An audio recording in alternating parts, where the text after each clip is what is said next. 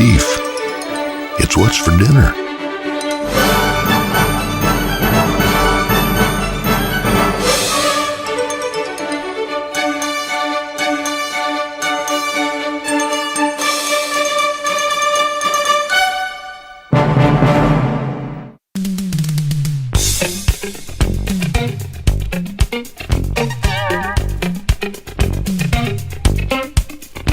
Old lady walking in the midday sun.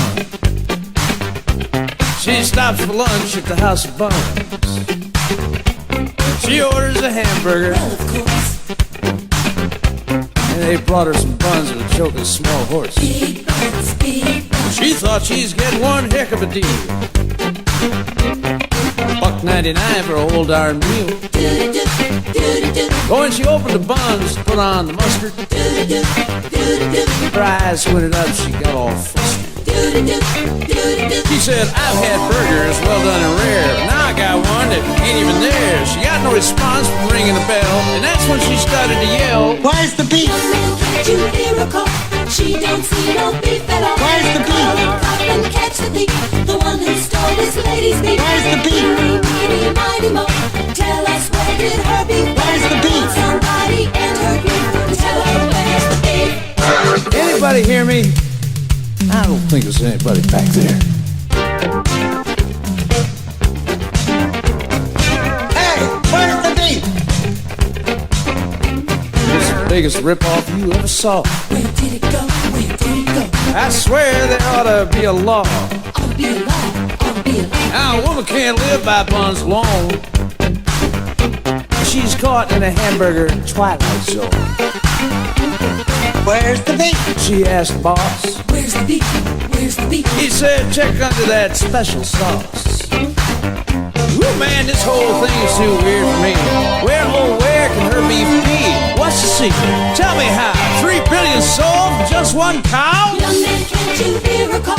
She don't see no beef at all. Where's the beef? Call and cop and catch the thief, the one who stole this lady's beef. Where's the beef? Eeny, meeny, miny, mo. Tell us where did her beef go? Where's the beef? Somebody enter beef and tell her where's the beef. Where's the beef? Where's the beef? Hey, where's the beef? I don't think there's anybody back there.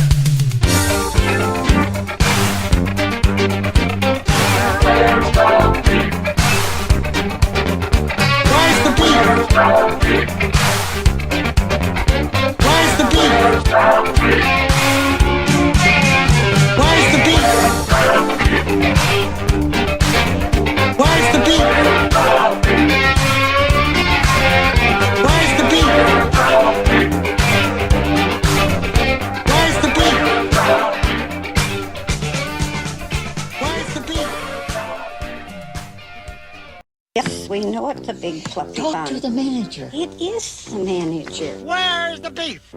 He's putting us under the supervisor. If you ask me, which you didn't, we should call the owner. We've got the owner. Hello? Where's the beef? I don't think there's anybody there.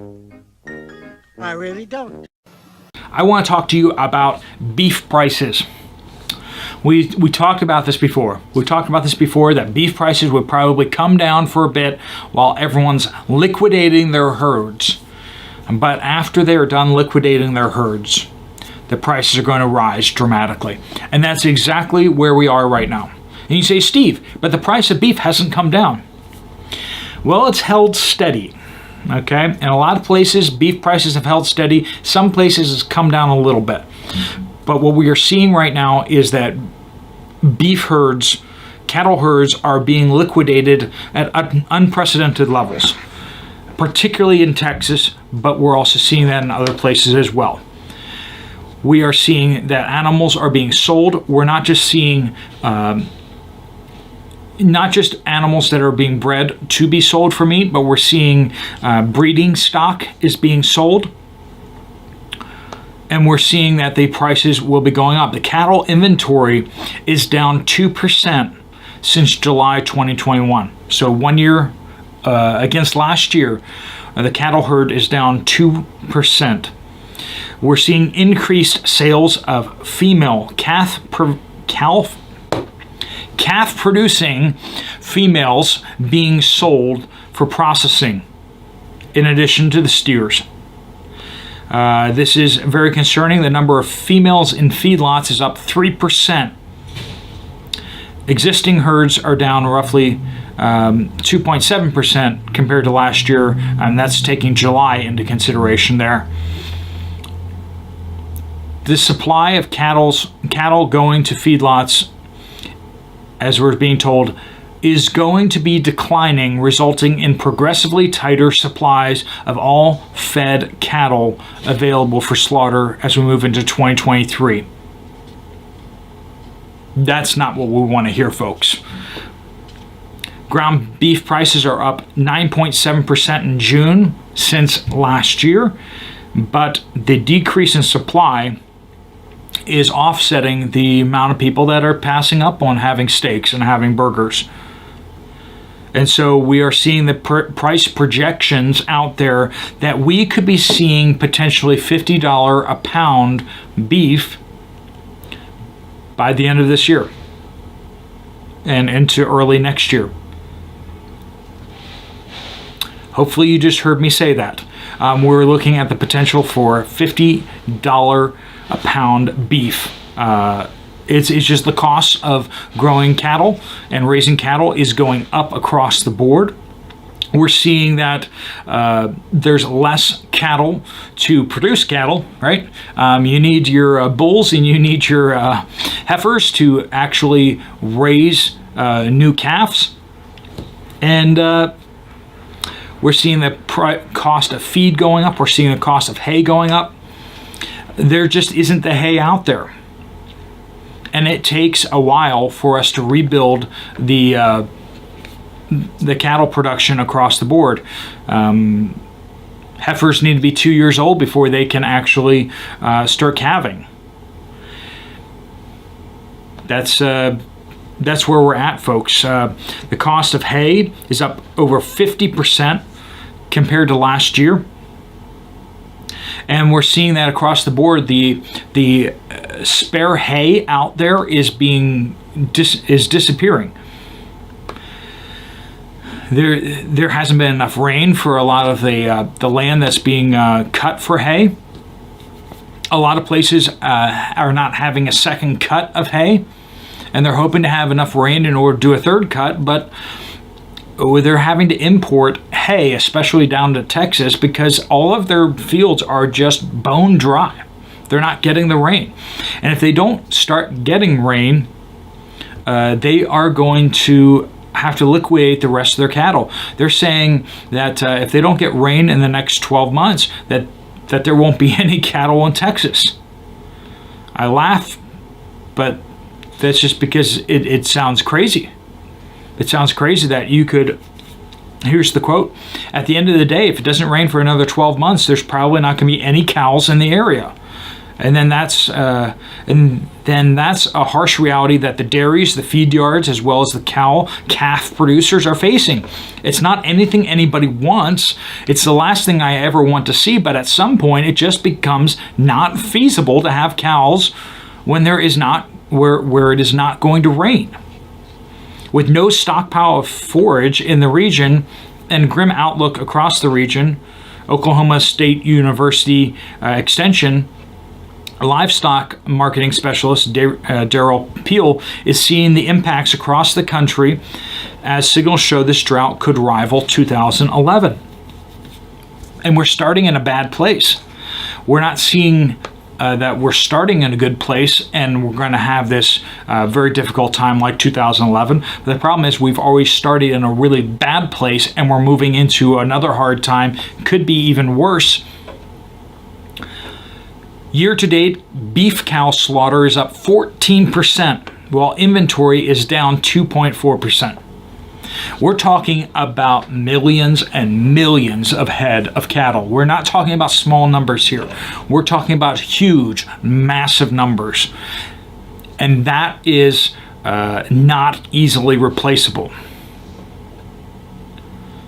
We are down 6.3% on beef cows on the hoof from 2018 peak. And this could, as they say, rapidly accelerate going into the end of the year. Because right now, they're holding on with the hopes that there could be rain. And this is not just in Texas, it's across the United States. But when farmers start looking at the possibility of having to buy feed going into the fall to get them through winter, a lot of them are saying if they can't put up enough hay to really offset the increased prices of corn and feed and soy, they're going to have to just sell their herds. They were saying that a lot of them have been very selective about the animals that they've been sending. Any animals that have any defects, any reasons that they have to liquidate those cattle, that's what they've been going with. But they're moving to a point where they might have to just start wholesale slaughtering indiscriminate slaughtering because they cannot afford to keep the cattle. And what's that spell out? What that spells out is potentially $50 a pound beef prices by the end of this year or the beginning of next year. Only so much can go into the freezer, folks. A lot of that's going to hit. So potentially the prices could come down a little further as the liquidations really, because they can't put all of it in freezers. At some point, it just needs to hit the store shelves. And they may try to push it out on the store shelves by offering really good deals. But at the end of this fire sale will come a collapse in the meat economy where you, if you're not prepared, are going to be eating cockroaches. That's the plan. That's what we're hearing from Heads Up. They want us eating lab-grown meat. They want us eating cockroaches, or in the worst-case scenario, as we're hearing out there sometimes, they want us eating lab-grown cockroaches, which somehow sounds less appetizing than regular cockroaches, though it might be a little cleaner. What can you do about it? You can stock up on animal protein if that's what you want to do. You can can your own meat as it's coming out, as it's cheap. Can your own ground beef. Don't make the mistake that I made. As soon as you get your ground beef, make sure you literally can it that day, because we're having meat that isn't expiring. Give it the sniff test. If it smells sulfury or off or whatever, don't can it, okay? But meat is going bad faster. Fruits and vegetables are going bad faster.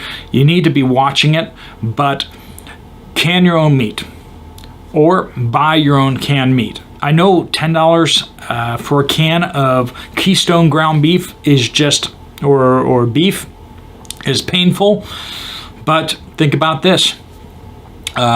When you cook down your beef, you're going to lose a lot of weight. So 27 ounces is really basically what you'd be looking at for 2 pounds of cooked beef. And then consider the cans, the jars. If you're going to do a pound per pint jar, you're looking at 2 jars, and that's 80 some cents or whatever like that if you have to buy the jars themselves. So when you take all that into consideration, $5 a pound for beef, and you take off the jar for that pound, you're looking at like $4-ish a pound for professionally canned ground beef or beef. That's actually not so bad. Right? So, I'm not saying it's cheap. I'm not saying that's the cheapest way to go. You can definitely save money, and you can actually probably make it healthier at home.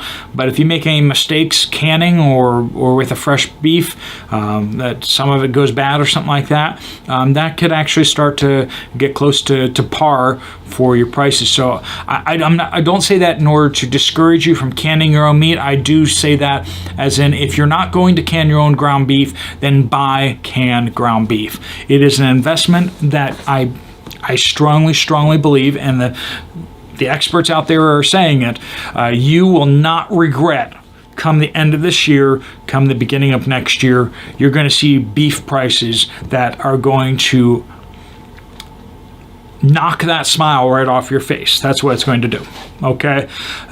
We've seen prices go up dramatically in a lot of areas in the last year, and we're about to see those prices start spiraling upwards on certain things like rice. We're going to start seeing those prices start spiraling up on beans, and we're going to see prices start spiraling upwards on beef. Okay? Do what you got to do out there to protect your family, your friends, and the people that you care about. To reach the impossible dream would be to make the Impossible Burger. A burger made totally of non-meat products, but one that looks, smells, feels, and above all, tastes like meat. Well, the dream is alive. Meet the CFO of Impossible Foods, David Lee. There are 4 major natural ingredients in the Impossible Burger. There's a protein from a wheat plant that we've all been eating for a long time. There's this protein that comes from actually a potato. It gives it its bite. It's why it can firm up when you cook it. The burger is 100% plant-based, and Sebastian Silvestri, the CEO of Disruptive Group, a hospitality company, says it tastes like beef and will pass the blind test. Meat bleeds and it sizzles, which is really revolutionary. Investors have poured $400 million into the Impossible Burger dream, and the goal, David Lee says, is to go global with it. Hey, where's the beef? I don't think there's anybody back there. Have you noticed a shortage in the meat aisle? Hey, where's the beef? You'd go to Wendy's to buy a hamburger and they were out of hamburger, yet you could see cattle from the drive-thru. Congressman Thomas Massie. How the hell can this be? How can it be that with so many steer in America that we sometimes can't buy meat? The reason is stupid government rules. It boggles my mind why Washington, D.C. needs to be involved in a transaction between me and that meat processor and a customer that's my neighbor. Massie owns a small farm in Kentucky. I'd rather deal with cattle than congressmen. At least they exhibit learned behavior. When you're born with the right to eat what you want.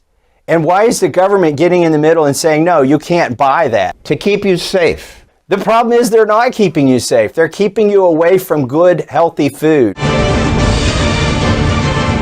American meat regulation began after Upton Sinclair, a socialist, worked undercover at a meatpacking plant and then wrote this book, The Jungle. It was widely read, that novel. It's an outrage. The media were quickly filled with stories of rat infestations, widespread contaminated and diseased carcasses. He's a socialist hero. There's always been propaganda out there in order to motivate the regulations and the laws. The outcry over Sinclair's book led to Teddy Roosevelt initiating government meat inspection. These inspectors are highly trained men. What was the inspector's technique? Poke and sniff. They'd stick those little spikes into meat and then quickly smell the spikes. In their hands lies the responsibility for maintaining the wholesomeness of the meat we eat. But poking and sniffing meant the inspectors often made things worse because this spread disease from one carcass to the next. Sniffing these things was ridiculous. But governments often do ridiculous things. And regulators, once they start doing something stupid, tend to keep doing it.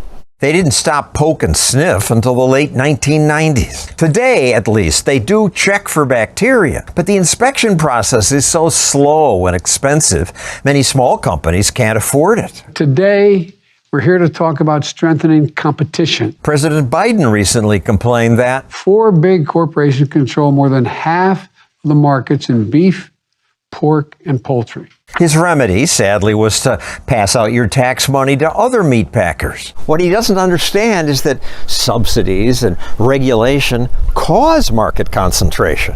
The bigger the government, the bigger the corporations.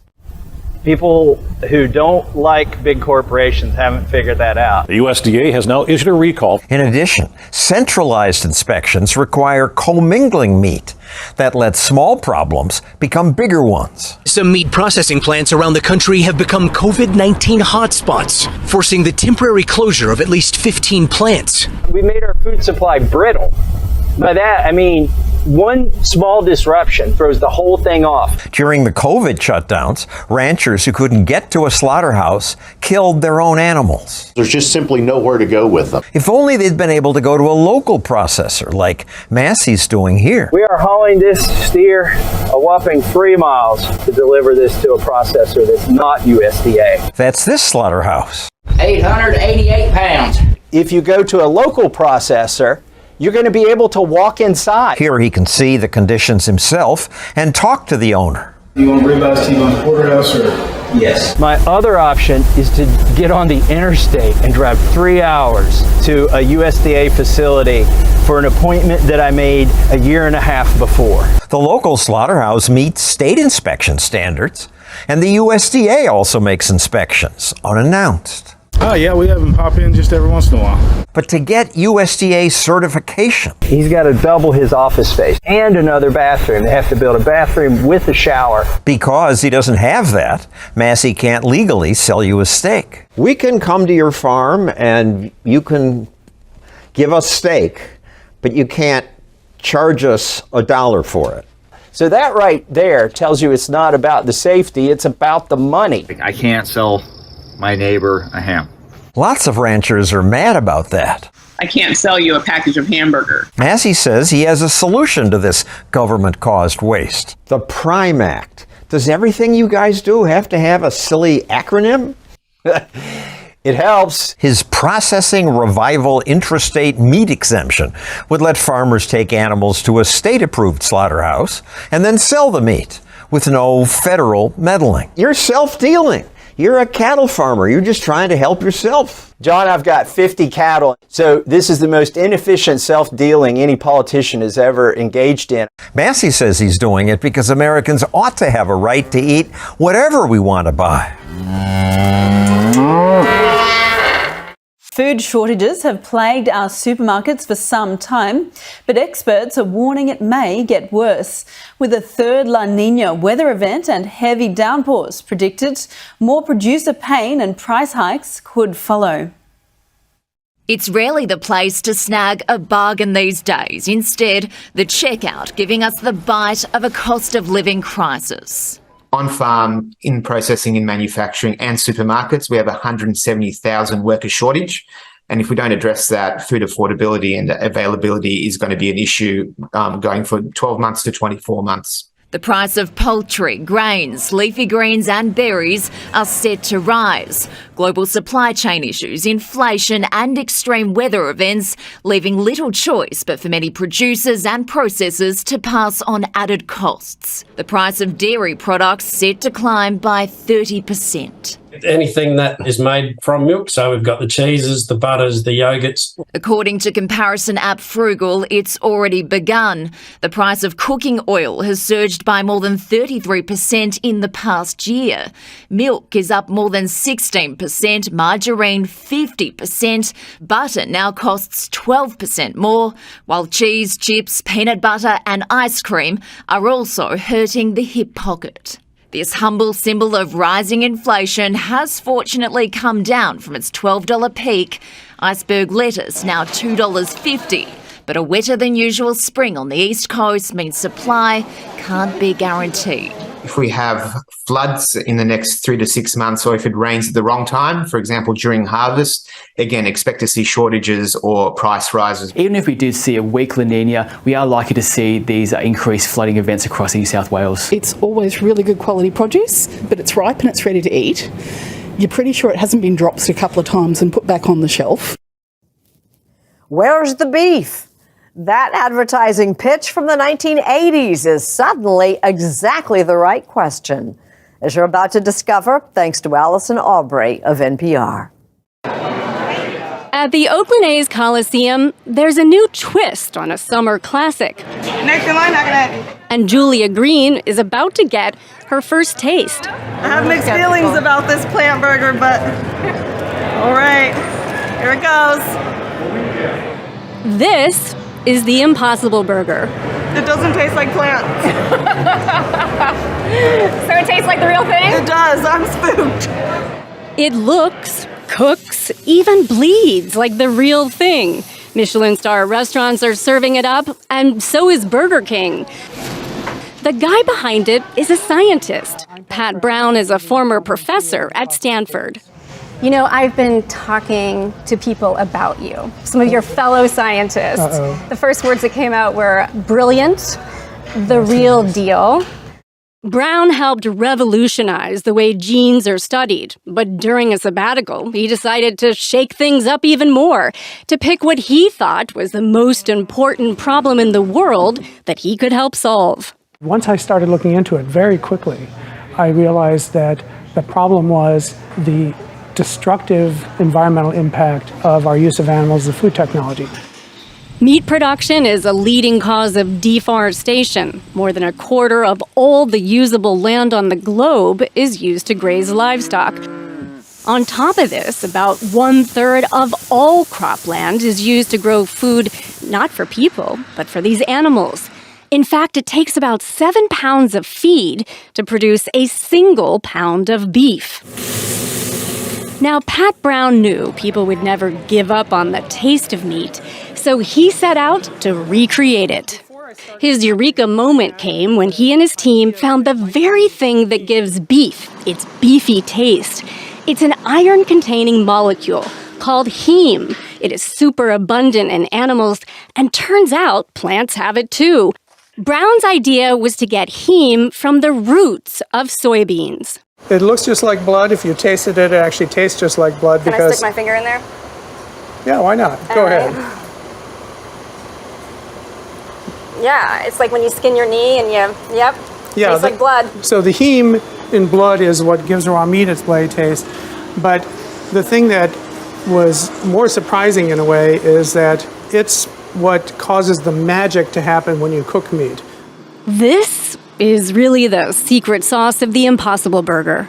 Along with a mix of vegetable proteins and fats, the heme is the catalyst that helps produce all the flavor and aroma of cooked beef. We feed plants to cows, and cows turn those plants into meat. We are just getting rid of that middle cow. Laura Kleiman is the senior flavor scientist at Impossible Foods. Voila. It's her job to make sure the burgers taste great. All right, now comes the fun part. Now comes the fun part. Ooh, I like that. Nice bloody juice, middle. Yeah, juicy burger. Very juicy. Let's see.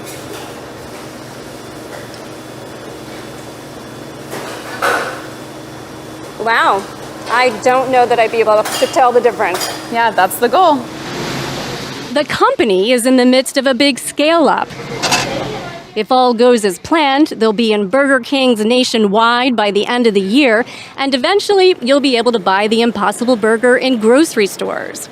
But say you just really don't want to give up on real meat. Another company has a completely different approach. You ready for this? They want to grow meat in a laboratory. I think in a handful of years, the majority of the meat made on this planet won't require killing a single animal. Josh Tetrick is CEO of Just, a food company based in San Francisco. You are trying to grow meat in big vats. Well, at the root of it, we're trying to help people eat better. All we do is just say, you know what? You don't need billions of animals. You don't need all this land and the water. You need a couple cells from the best animals. So you're basically saying that you don't need to slaughter the cow to get great tasting beef. No, why would you have to?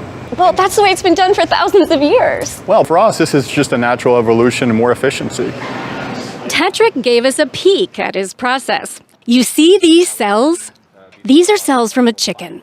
When they're fed with this mix of liquid nutrients and put in a tank like this one, they divide and grow. And 2 weeks later, according to Just... Right, so now I'm going to show you our cultured chicken. Voila. So this is the chicken that grew in the cells right here in this lab. Exactly. So this is ground chicken, but this is how it looks like. So you're asking me to be your guinea pig. I would love you to be my guinea pig. All right, let's try it. So what does it taste like? Tastes like a chicken nugget. Need some more. What is the cost of one? Like $100? Go up a little bit. I'd say $1,000? I'd say about $200. All right, this is a $200 chicken nugget. Well, there's not really a set price since the meat isn't even for sale yet. But eventually, the goal is to make it affordable. When are you going to be selling the cell-based meat at the grocery store? I think we'll have a small-scale commercialization before the end of the year. Actually, it'll likely be years before cell-based meat is sold in the U.S., but back at Impossible Foods, Pat Brown insists the future is now. So you can be able to move beyond the burger? Oh, of course. We've already made steak prototypes. Fish? We're definitely going to do it. Fish for sure. And he says every day they get a little better at it. So do you think that you're going to be putting the conventional meat business out of business? That's the whole purpose of Impossible Foods. The You want purpose of them Impossible gone. Foods is this industry and this technology is the greatest threat to the future of our planet. Period.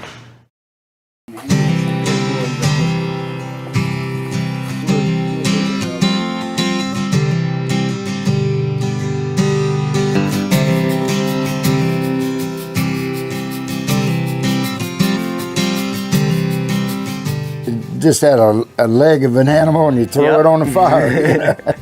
Everybody come over and gnaw on this leg. And if you hit the raw meat, we throw it back on the fire. If you see your cows running up and down the fence with a sign that said, "We need water," your big pond's dry. True. Well, 2 words sum it up. It's hot and dry. Oh, it is really bad. I know. It's getting going bad. to get worse, I'm afraid, but we got Sadly. to hang in there. Yep. Hello, my friends. Today I'm sitting down with one of my neighbors, a neighbor that owns the Longhorns, and I filmed his Longhorns several times throughout the winter months and the summer months.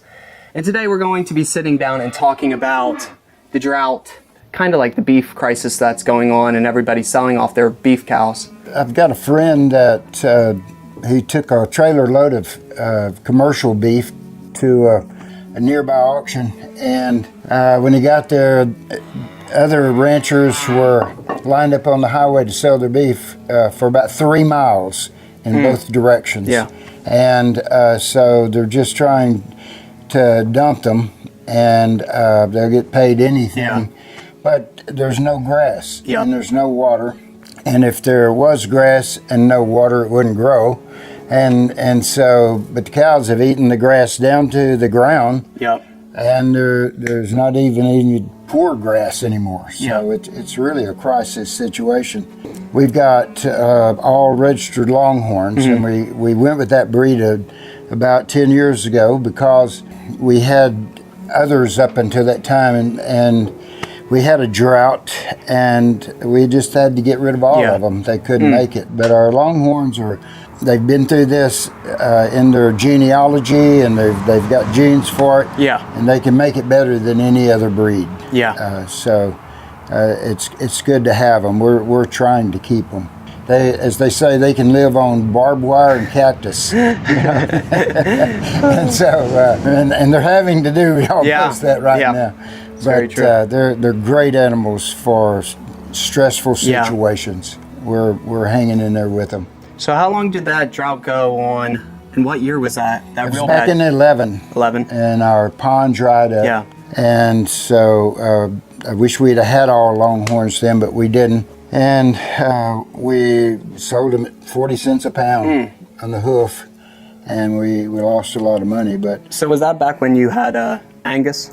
We had Angus, some Charolais, some Hereford, and a few mixed breeds.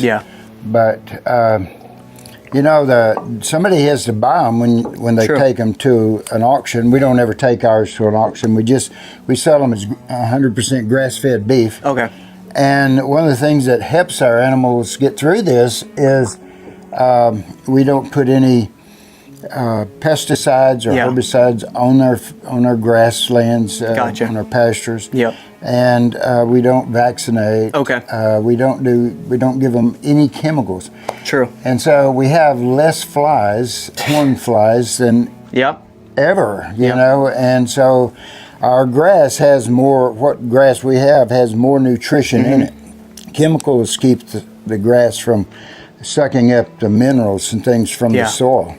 That's how they kill some of the varieties like goat weeds and things. But so the grass that they do eat is very nutritious, and I think that's one of the things that keeps them going. We've only got 1 or 2 in bad shape. Yeah.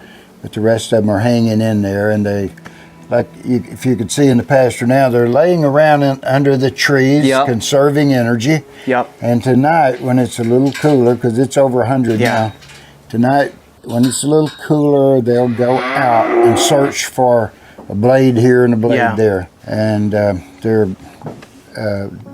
really hardy individuals for survival. So when are you thinking about putting out hay? When are you going to start feeding? I'm going to easy go into it. Probably it'll be next week. Next week. Because I had a tractor, the front end, I had some problems with the front end. I've been waiting on a part for that. Or I'd put out hay tomorrow, or Wednesday, I think. Okay. Just not a lot, but a few rolls. And that'll help them get by.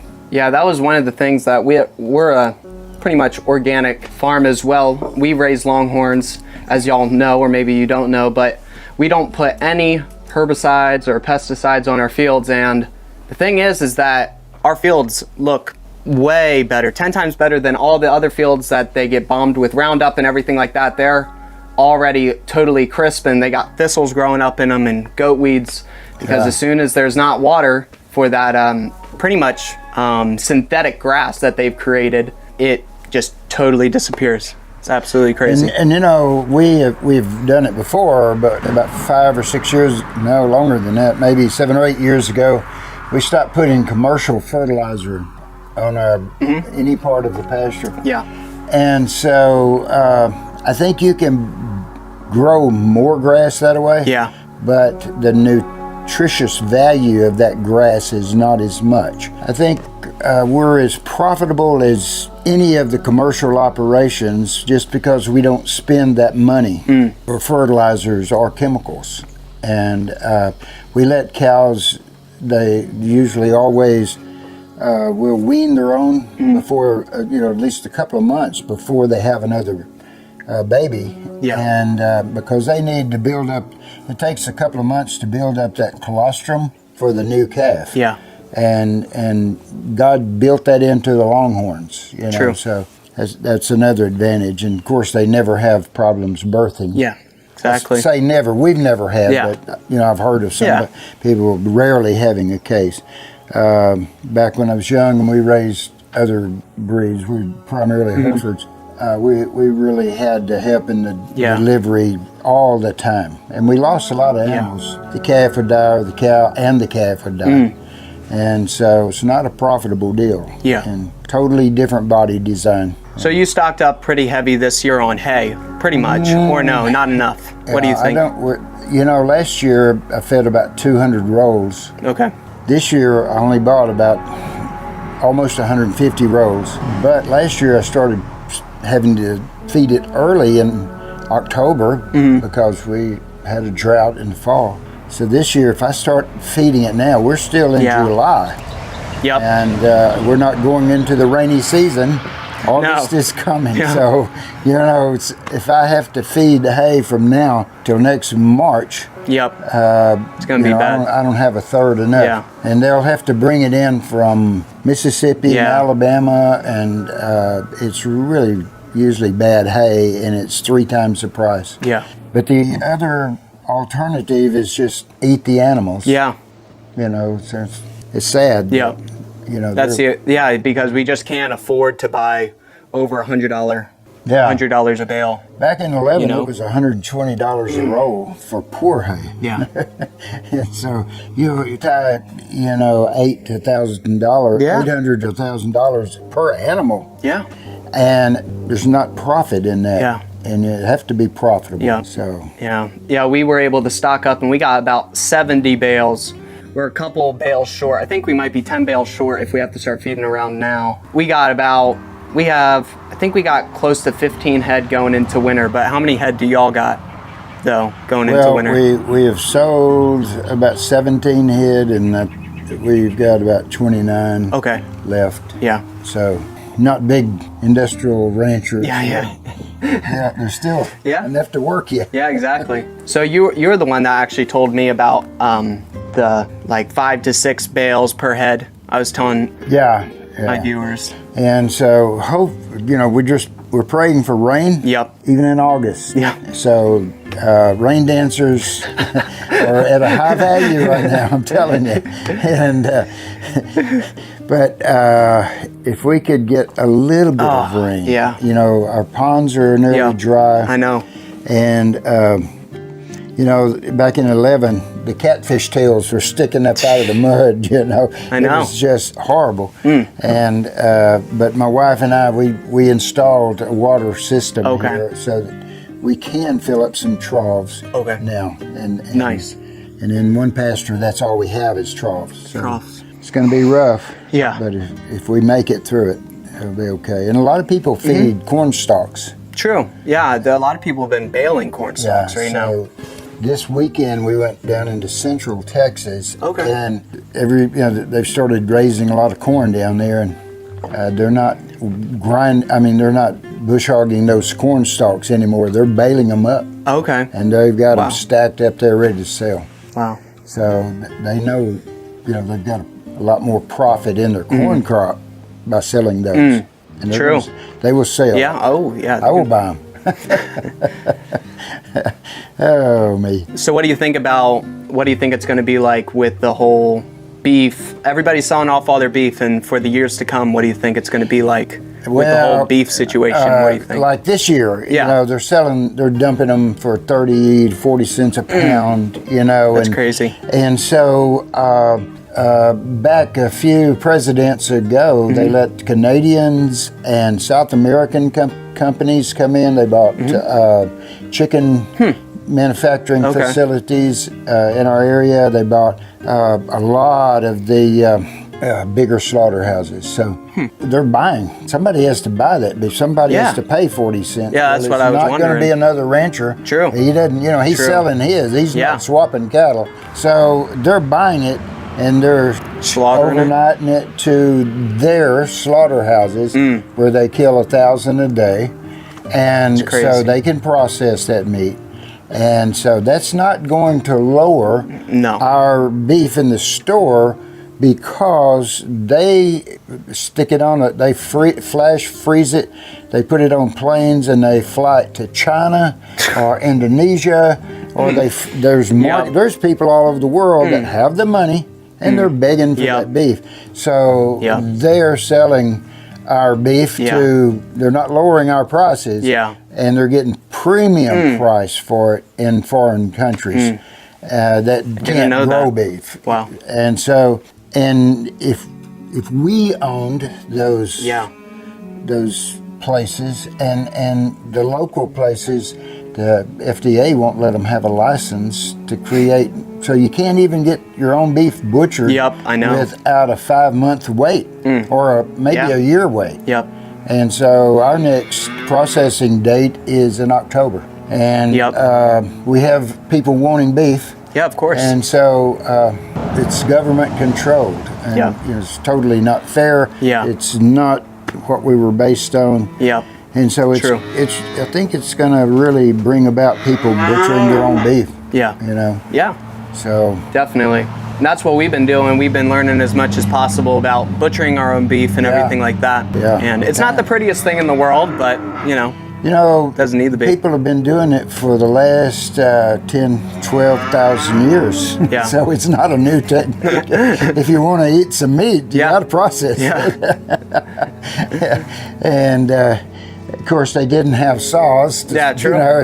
A lot of it, you just had a leg of an animal, and you throw it on the fire. Everybody come over and gnaw on this leg. And if you hit the raw meat, we throw it back on the fire.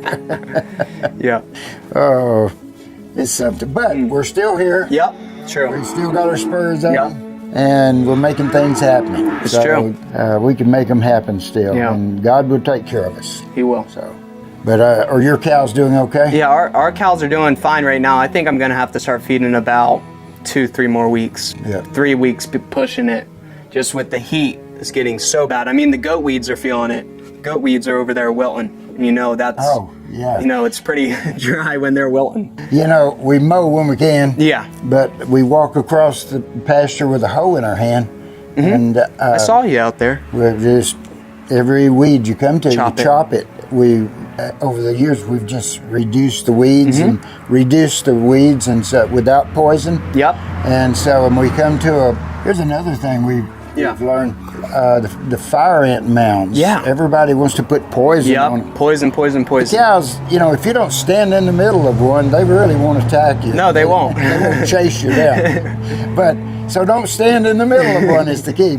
And the cows have learned that. Yeah. And so with our hoe, while we're looking for weeds, we just chop the middle out of it and spread the dirt out. Now that dirt came from way down deep, and it's full of fresh minerals. And that's what we're after is minerals. Yeah. And so, and gophers, I haven't found a gopher that ate all the grass yet. Okay. They don't kill the grass. Yeah. Like people think. And so I just let them make a mound. We just rake the mound out. Down, yeah. And we don't have to poison them and everything. They're part of God's creation. They're natural. And they bring up new minerals. Yeah. I don't know exactly what they're good at. I've never had an animal injured because they stepped in their holes. And I've heard that, they're... Yeah. I've never had that, so I may do it, but not on our place. And eventually they kind of go away. Yeah. You know, but I put up little signs. This is gophers not allowed. So they see that and they leave. They run for the hills. Oh. Yeah, but our tank over at our property is around the same size as yours. I haven't been back there in about a month or so to check on it, but it's probably in the same condition. But our little pond at the house, I mean, that thing is a little mud puddle now compared to what it was. It's probably only 3 foot deep. Well, you need to go check on your big pond because if you see your cows running up and down the fence with a sign that said, "We need water," your big pond's dry. Yeah, true. We've had a few breezes today. Yeah. It's been nice. Good. That's one Not of the nice things. But good. no dead. We haven't found a dead cow. Okay, well that's good. They're all lazy. I saw 2 dead animals in a pen yesterday when we were driving back from Central Texas, and you know, the buzzards were setting up on the post. It was a small corral, you know, just and they were setting up there, and there were 2. You could see the 2 animal cows, black cows, inside the pen, and somebody forgot to water them, I'm sure. Because that's like one of the things that's been going around lately is a lot of black Angus have been dying off because of the heat, and that's kind of been in the news quite a bit, is these Angus cows dying and everything like that. But I think, what do you think? Just mainly because they've been bred so much, like interbred? Well, they're an industry cattle that they're designed to grow fast when force fed. And so if you can get a 7-month-old calf, you can sell it usually in a regular market for premium price, so good price. And it'll pay for the cows' hay and make a profit. Okay, so that if you got 100 of them, you got you could almost make a living. And so that calf will be sent to a force feeding facility.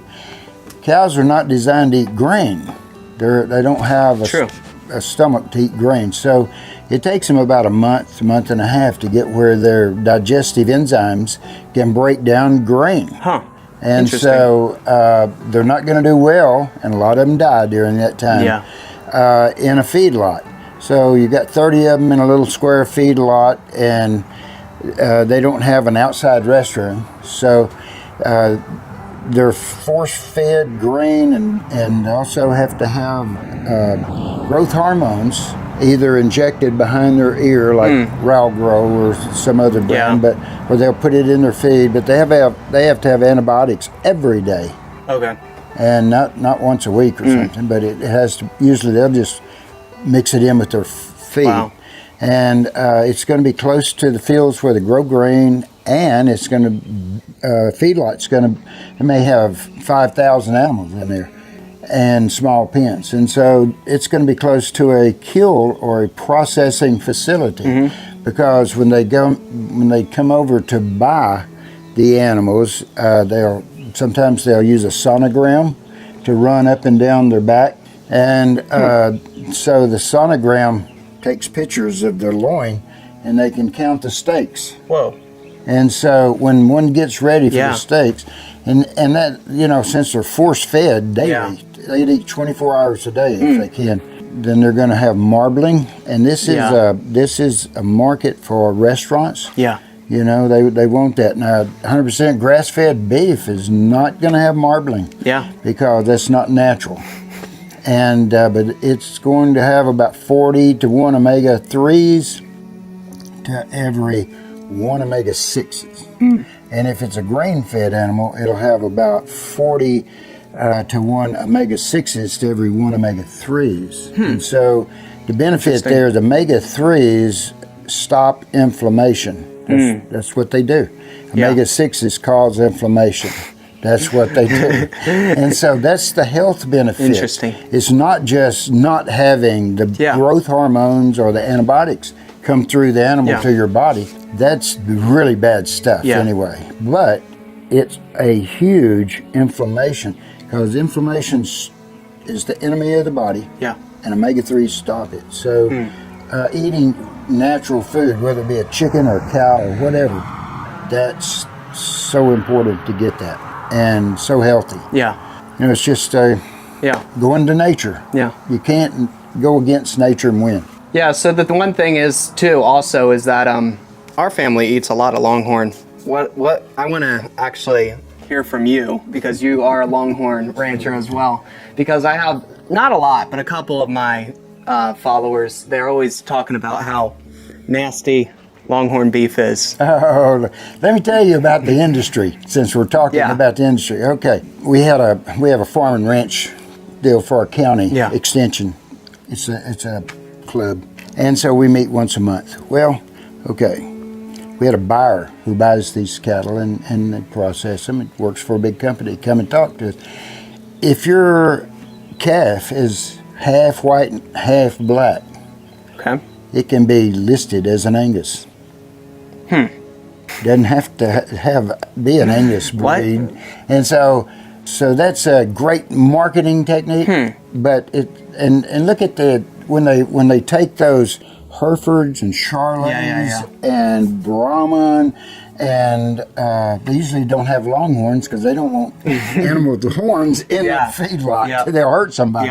And so anyway, when they take them in and slaughter them, and they're ready to go in the cooler, and they're hanging there without entrails and skin and head, they don't tag that. They don't know what animal that's not labeled. Oh, this one was an Angus maybe, or this one, I think this one was a Charolais. They all look the same. Just a cow. Yeah, it's just a cow. So when you think you're buying Angus beef in a factory, it could be anything. Wow. But it's a great marketing deal. And so people, I know a restaurant that advertises, we only buy certified Angus beef. Well, I know where he buys the beef, and I know that he hasn't got a clue. And so but it's a great marketing tool. It is. You know, and they have built up the organization tremendous by doing that. But the truth is the truth. Yeah. And so, but all meat, I think, is very similar. They say Jersey is the best. But I've heard that. And so we just eat Longhorn. Yeah. And we love it. Yeah. And we know the difference when we eat any other, because it's grain-fed. And all of ours that we eat are 100% grass-fed. Yeah. And it's absolutely delicious. That's what I think, So we don't want to eat any other. But sometimes we're visiting people, like our children. Yep. And we had our 6-year-old grandson one day. They'd run out. We'd give them meat, and they'd run out. And so they'd gone to H-E-B and bought some meat. and my little grandson took a bite of the burger, and he looked at us and he said, I don't like H-E-B. He said, I like Ferguson meat. That's funny. It was. Awesome. And I said, that's the best compliment you can get. Nobody paid him. Yeah, that's awesome. Oh, man. So it's a great industry, and it's great. We love our Longhorns. Yeah. and we try to take care of them. Well, yeah, I just wanted to say thank you again for letting me sit down and talk to you about the weather and the cow situation, everything like that. And well, 2 words sum it up: it's hot and dry. Oh, it is really bad. I know, it's and it's getting going bad. to get worse, I'm afraid. But we got Sadly. to hang in there. Yep. You kind of fall in love with some of these cows. Yeah. And you know them; they're like family. Yeah. And you don't want to. No. Even though you know sometime you're going to eat them. Yeah. But you hate it. Yeah. You know? That's what I was telling my mom. I was like, she's like, what are you going to do if we do like start running low on hay? I'm like, I'm just going to have to one by one just start butchering the ones, you know, just slowly. We will too. Yeah. It's just what we're going to have to do. You know, and we've got some of them that, gosh, we paid a lot of money for them. They're I beautiful know. animals. We Yeah. don't want to eat those. I know. You know, so yeah. we'll cross that bridge when we get there. Yeah. Alrighty, y'all. So thank y'all so much for watching, and we will catch y'all on the next video. Bye-bye.